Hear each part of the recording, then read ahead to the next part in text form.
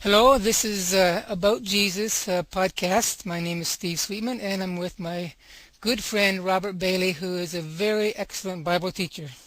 So he's about to begin a Bible study in the book of Galatians. So he has some comments and some things he'd like to share. So how are you doing, Robert?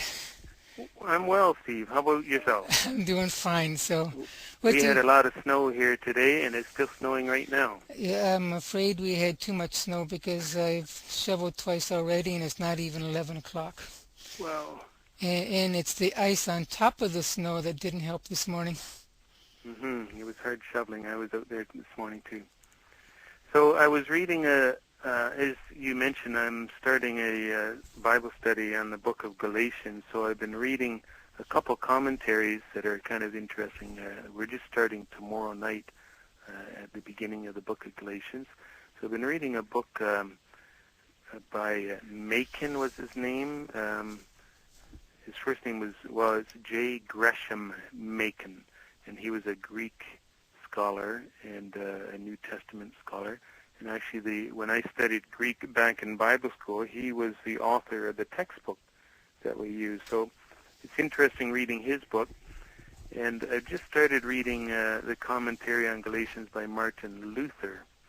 And I had wanted to mention to you, Steve, something that I read just in the introduction that kind of sparked my thoughts on something. Steve and I both recently read a book called Pagan Christianity, which is written by George Barna. And who's the other guy, Steve? Do you remember? Oh, Viola. yeah, Frank Viola. Frank Viola. Very interesting, talking about where some of our customs come from in the modern church that have no relevance to the New Testament church, that have just been added on like barnacles over the age. One of the things he talks about in that book is tithing. And I know, Steve, that's one of your favorite topics. Yes, I might be sending some articles on tithing in the next few weeks. I might lose some people on my email list, though. Yeah, and you have an article on that on your website already, don't you? Yes, I do. Yeah, but it's too long to send out in one of your weekly Yes, yeah, emails. yeah. You need to have a detailed explanation to get that point across. hmm Now, one of the arguments people in modern churches use about tithing to say that it's still relevant is that when Abraham was coming back from a battle that he had won, he met Melchizedek and gave him 10% of the spoils from that battle. And so people say because that happened before the law, because Abraham lived before Moses, therefore that still applies today. Have you heard that argument? Oh, yes, I did, but I don't agree with that argument. Okay. Well, interestingly, in the introduction to this commentary on Galatians, the editor mentions the fact that circumcision started before the law as well. That's right. And so it struck me, okay, people in the modern church make this big emphasis that tithing started before the law, before the time of Moses, therefore it still applies for right now. How come they don't make the same argument about circumcision? Well, it depends on if you're going to ask a man or a woman, I guess. I suppose so. But the other argument is there were animal sacrifices before the law as well. Why don't we do those? Well, that's a very good question. The point is that all those plus more were encoded into the law. A lot of what is found in the law already existed, but God decided to encode it into the law that he gave to Moses. Exactly. And so when Jesus came, he basically tied all of that up and said it's all complete and looked after. I'm here in person now, and you don't need any of this anymore. These were just a shadow of the truth that was coming, and I am the truth. Yeah, because Jesus actually fulfilled the law. He said he wasn't going to destroy it, and in one sense he didn't, but while he was on earth, he fulfilled the law for us. And as Paul says in Galatians, I think it's Colossians 2:14, when Jesus died on the cross, the law, the code was nailed to the cross with Jesus. Romans 10:4 says that Jesus is the end of the law. So it's complete and finished. Other than the fact it is somewhat prophetic, and people may argue the point that there is some prophetic parts of the law concerning the return of Jesus that still needs to be fulfilled, and some of that might be seen in the feasts. Mm-hmm. Those feasts are very interesting. I've heard a couple speeches by Jewish/Christians or Messianic Jews or Messianic Christians, whatever they're called, people with a Jewish heritage who have become Christians, and they've talked about all the types that are in the feast, all the symbolism and so on. And it's very interesting to hear about. The whole point of this discussion is, I think the bottom line is this: how does one interpret the New Testament in light? How should one interpret the Old Testament in light of the New Testament? And if you can get that question answered, this solves a lot of these problems. So it comes down to hermeneutics. Exactly, hermeneutics. Which is a big word that most people have never heard of and have no idea what that means.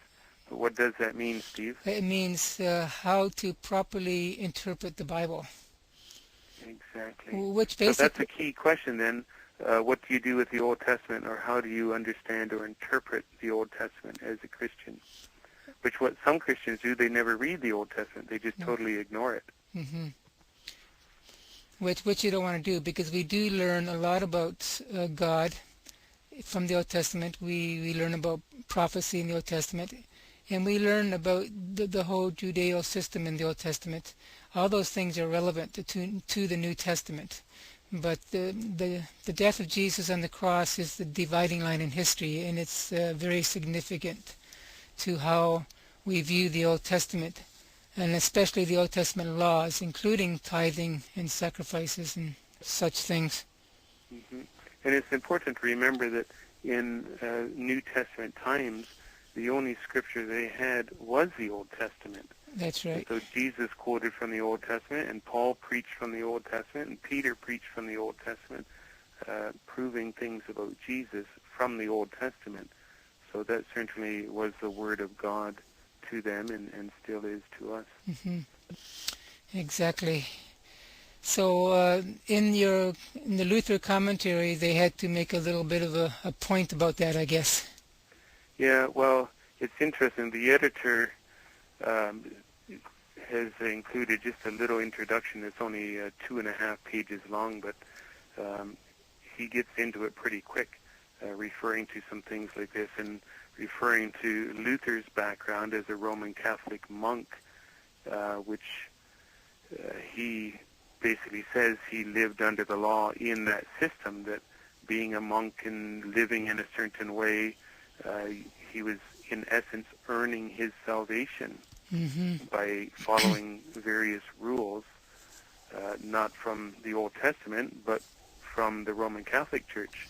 If you do this and this and this, then you will be a better person and will work your way towards heaven, basically. Right, which would you say is that the main theme of the book of Galatians?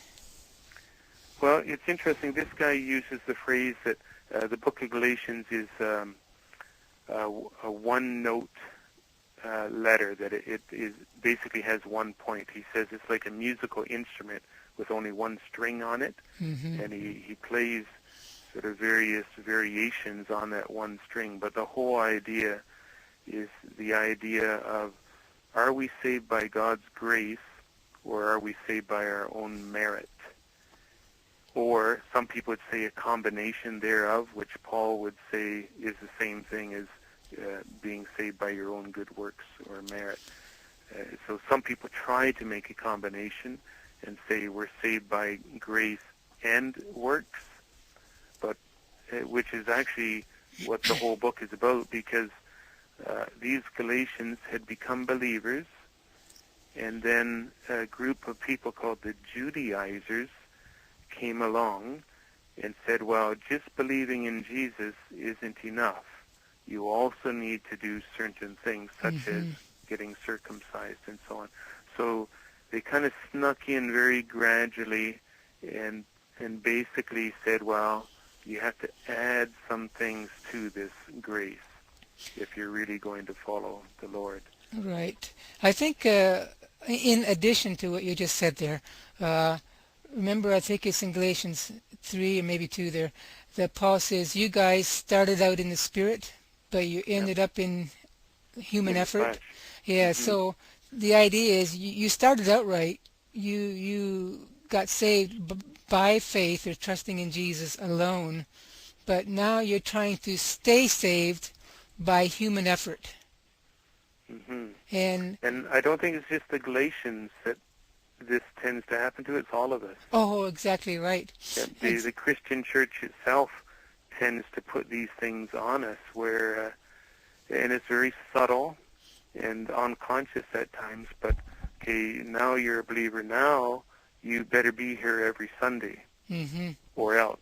Right. And you better dress a certain way, you better act a certain way, you better talk a certain way, you better give money a certain way, etc., etc. And it's a subtle form of, okay, you started in grace, but now you're moving into works. Yeah, law. So most evangelicals believe that you're saved by grace, faith in God's grace alone. But to stay saved, it requires good works. But that's not really what Paul teaches, and it's not really what James teaches, with the apparent discrepancy that certain people say they have between Paul and James. But anyways, Paul would say you're saved by faith, not by works, and you stay saved by faith or by trusting in Jesus, not by any good works. But there are certain good works that people do that are a result of their trusting in Jesus, right? Correct. The good works that you do as a result of your faith don't keep you saved. It's your trusting in Jesus that keeps you saved. But if you have true faith, then you will do certain good works.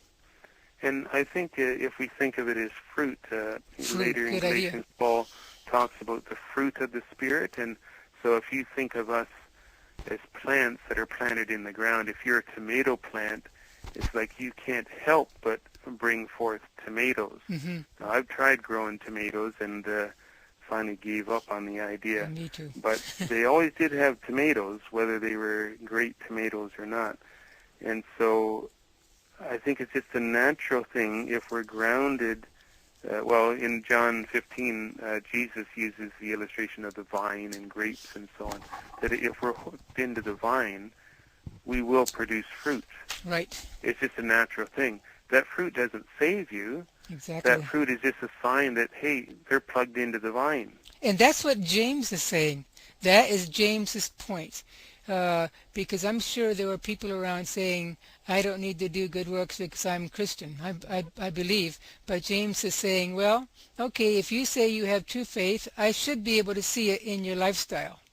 Exactly. And so it's in using the vine illustration from John 15 again, if you're plugged into the vine, eventually I should be able to see some fruit develop. And if there's never any fruit, then it would make you question whether that person's plugged into the vine. Exactly. Something's wrong. And so I can think, I used to go to this nursing home. Well, it wasn't a nursing home, a retirement home, we call it here in Canada. A nursing home is where people require more care. Yeah, is that where you're going to be going to soon? Oh, one of these days. Oh, I thought it was next Perhaps. week. You had your appointment already. We'll be there together, Steve. Oh, probably. But I remember going to a chapel service there, and I went there numerous times, and at least here in Canada, it's almost all women, because the men are all dead by then.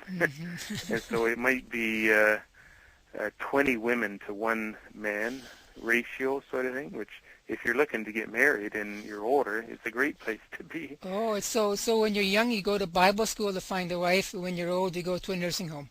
Yep, that's it, or a retirement residence. But anyway, it was interesting, my observation in interacting with people, that there were people there who, I've heard the phrase, they were baptized in vinegar, or vinegar, where they just seemed to have a sour outlook on life, that when you kind of rubbed up against them or got to know them, they were bitter or angry or felt cheated and just kind of had a negative outlook on life. Now, these were Christian people, but they had had bad experiences and somehow had turned bitter in their life. And so those people, it just wasn't fun to be with them. Meanwhile, there were other people who had certainly had just as many bad experiences, I presume, and some of them told me stories that were horrific, things that they experienced, back in the early 1900s and so on. Life was really tough. And yet, for some reason, some of these people, it was just a joy to be in their presence. It's like I could just imagine or try to see spiritually, here's a person with fruit hanging all over them, kindness and love and peace and so on. And I'm thinking of one old lady in particular. She just had a smile on her face, and it was just a pleasure just to be around her because she had so much fruit. And she was limited in her physical ability at this point. She wasn't out running up and down the street, but just being around her was a very pleasant experience. And it made me think, boy, I want to be like that as I age, that people will enjoy being around me because I have fruit like that in my life. And you've experienced the pruning, and you've survived the pruning, which some people don't. Well, we are coming to the end of this podcast, our first one. So anyway, we will close this one off, and next week I'll come back with Robert, and we will talk some more probably about this subject. So thanks for listening, everybody. We'll see you next week.